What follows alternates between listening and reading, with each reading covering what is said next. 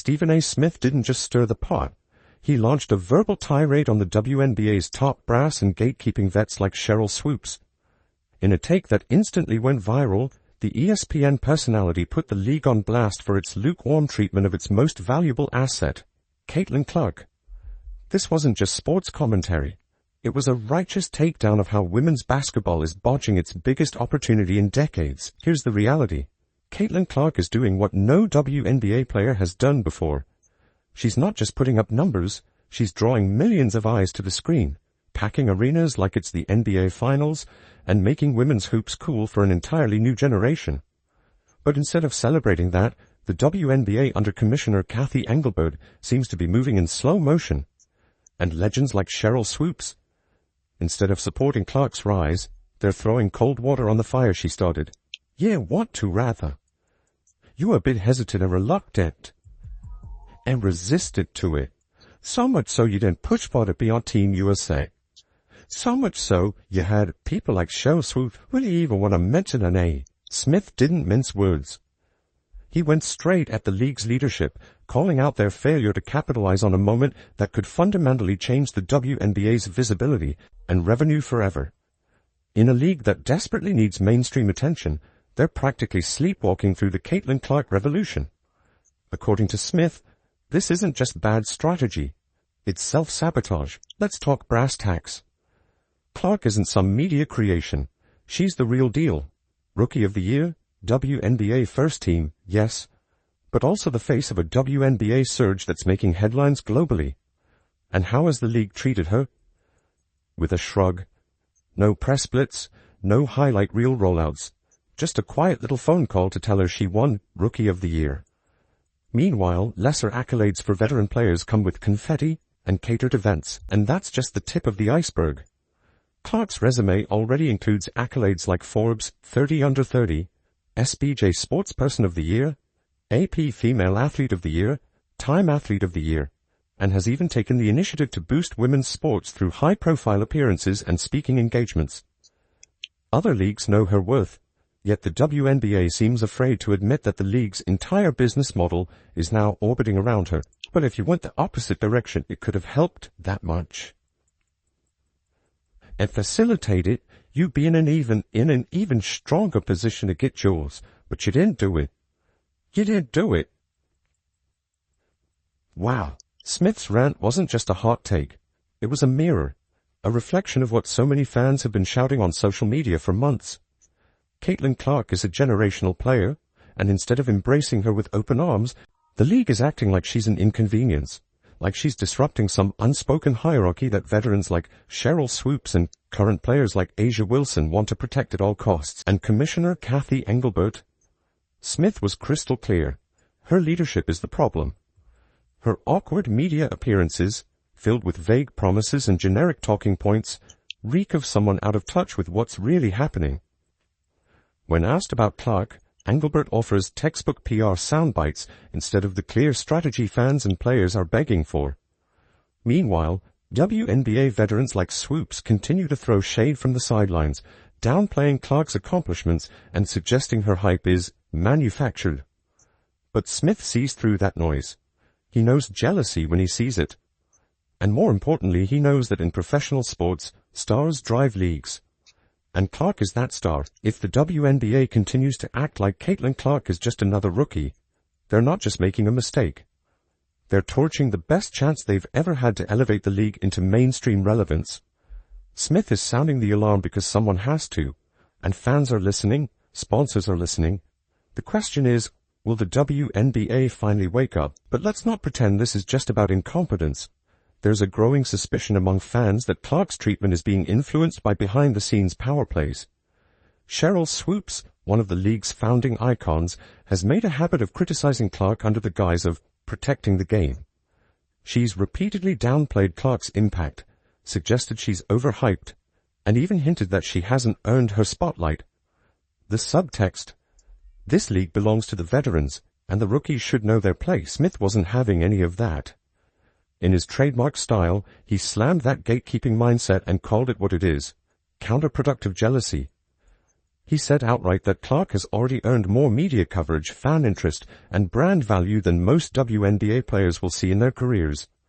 And not because she's loud or flashy, but because she's producing. On the court, in the ratings, at the box office. And let's be clear, Smith's rant wasn't anti-WNBA. It was the opposite. It was a passionate plea for the league to stop shooting itself in the foot. He called Clark the ticket out of obscurity, and begged the league to stop letting personal agendas get in the way of progress. His message was simple. You don't need to like Caitlin Clark to benefit from what she's doing for the game. Everyone's watching how the WNBA handles its biggest star. And if they blow it, it won't just be a missed opportunity, it'll be a marketing disaster. Caitlin Clark isn't just dominating on the court. She's redefining what it means to be a marketable athlete in women's sports. The endorsements, the sold-out crowds, the cultural buzz, all of it screams superstar. But the only thing missing is a league willing to fully lean in and let her carry them to the next level.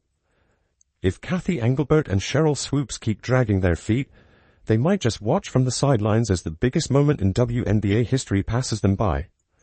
But if they wake up now, if they swallow their pride and get behind the phenom that fans are already obsessed with, this league could explode in ways they've only dreamed of. I say Caitlin Clark, rising tide lifts all boats.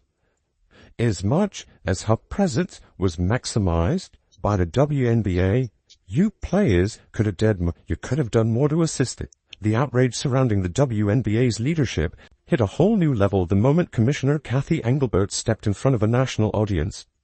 Fans were ready, eager even, to hear a bold, forward-thinking plan for the future of the league. But instead of clarity or conviction, Engelbert delivered a vague jumble of corporate speak that left everyone more confused than informed. Her recent interviews on 60 Minutes and CNBC's Power Lunch didn't inspire confidence. They confirmed just how disconnected the league's leadership has become from the pulse of the game. Let's start with the 60 Minutes interview. When asked directly about Caitlin Clark's unprecedented impact on the league, Engelbert had the perfect chance to acknowledge the generational force reshaping the WNBA. Instead, she shrugged off the moment with a bland soundbite. No league is ever about one player. Technically true, sure, but in context it came off cold and dismissive. Here was a golden opportunity to lean into the Clark phenomenon, and instead, Engelbert acted like it was just business as usual. Fans weren't having it. Social media lit up with criticism. How could the league be so out of touch? Clark is the reason arenas are selling out. She's the reason millions of new fans are watching. She's the lightning rod that women's basketball has waited decades for. But instead of celebrating her, the WNBA's own commissioner downplayed her. It was a PR disaster that sparked even more questions about whether league leadership truly understands the moment they're in. One white, one black. And so we have that moment with these two. But the one thing I know about sports, you need rivalry. That's what makes people watch. They want to watch games of consequence between rivals. They don't want everybody being nice to one another. Then came the CNBC Power Lunch interview, and things somehow got worse. Asked about the rise in rivalries and viewership, Engelbert veered off into buzzwords and vague promises.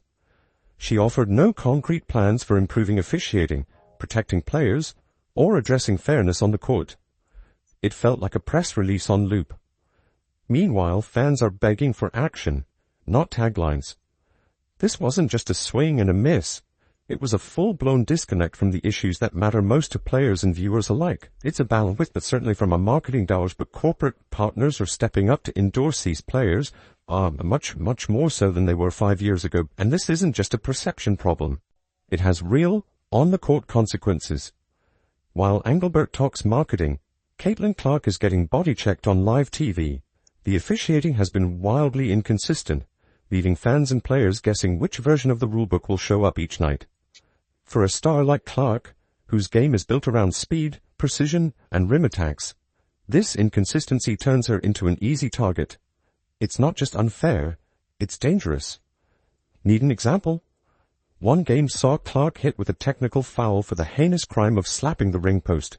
The clip went viral, not just because it was absurd, but because it laid bare the double standard. Fans immediately asked, would Diana Taurasi have been hit with the same call? Of course not. Let's roll the footage. These aren't isolated incidents, they're symptoms of a league more concerned with optics than solutions. Instead of dealing with the growing officiating mess, the WNBA seems obsessed with hyping rivalries and scripting drama. But fans don't want drama. They want respect for the game. They want fairness. They want a league that takes its stars seriously and protects its future. If there's one area where the WNBA has truly dropped the ball, it's player safety. Caitlin Clark's historic rookie season wasn't just filled with jaw-dropping threes and record-smashing stats. It was also a punishing endurance test. Game after game, Clark took hits that weren't just aggressive. They were outright dangerous. And what did the league do in response? Pretty much nothing. The warning signs were flashing in neon, yet the WNBA has failed to make any serious moves to protect its most valuable star. Let's get into specifics. Some of the fouls Clark endured wouldn't fly in a pickup game, let alone in a professional league. She's being targeted, and everyone sees it. Analysts are calling it out, fans are posting clips that go viral in minutes, and still, the league shrugs. No adjustments to officiating protocols, no official reviews or announcements. Just silence. If the league isn't going to protect its most visible player now, then when? Want a glaring example? Take one of Clark's most questionable fouls this season and compare it to a similar situation in the NBA. In the NBA, a comparable hit would have triggered an instant flagrant review, maybe even an ejection. But in the WNBA, Clark barely gets a whistle.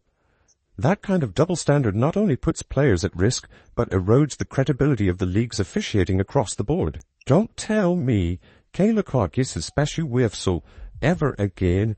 One call was an ejection and the other was a common foul. Now, let's replay this one more damn time. It's not to see why well, this was the exact same Dan Williamson playboard. Look, what same play? Same play, bro. Look, it is the mess. Are you serious rebound? You discover the mellow gameplay watched by Williams and gameplay or the Grey Williams was ejected for that. Clark's debut wasn't just a viral moment. It was a full-blown marketing goldmine. And instead of seizing it, the WNBA let it pass like a fast break without a finish. These aren't just dropped balls. They're full-blown turnovers in a league that can't afford to lose possession. For a league craving growth, Clark was the turbo boost. And yet leadership seemed unsure whether to press the gas or slam the brakes. This leads to a more serious issue, the league's broader direction. If leadership continues prioritizing fluffy slogans and PR soundbites over meaningful changes to infrastructure and culture, they're going to stall the momentum completely. Caitlin Clark gifted them the rarest of chances, a true game changer. The question is no longer whether she can carry the spotlight. It's whether the league has the capacity and the will to meet her halfway. The lack of advocacy doesn't stop at Clark either. The WNBA's storytelling this year felt hollow. Sure, rivalries sell tickets, but what about legacy? What about the deeper emotional pull that comes from understanding an athlete's journey? Clark didn't just rise out of nowhere. She came with a built-in narrative that millions had followed since Iowa. And instead of expanding that story and using it to elevate the league's profile, the WNBA seemed content to let it coast on social media memes and highlight reels. Clark's magic wasn't limited to herself. Her gravity pulled in fans who had never watched a WNBA game in their lives. College hoops fans, NBA fans, international fans. She didn't just elevate the league, she redefined it. And the league should have been ready with a full media blitz to capitalize. But instead, what did we get? Silence from leadership, tone-deaf interviews from Commissioner Kathy Engelbert, and a tone that said, "We're not quite sure what to do with this success." Clark's rookie campaign was a playbook for what's possible. Her presence brought in massive crowds, shifted viewership numbers, and gave the WNBA a foothold in a wider sports conversation. But the league's inability, or unwillingness, to match that energy has left fans frustrated and questioning what's next. It's clear. Caitlin Clark has shown what the WNBA could be. A place where women's sports take center stage, where athletes are celebrated at the highest level, and where the next generation is inspired by what they see. But that only works if the league supports the infrastructure behind the scenes. That means better officiating, stronger player safety policies, and marketing campaigns that don't miss the mark when the spotlight's at its brightest. So now we stand at a pivotal point. Will the WNBA grow into the league Clark has helped elevate? Or will it fall back into old habits, squandering yet another golden opportunity? The ball is in the league's court, and fans everywhere are watching closely.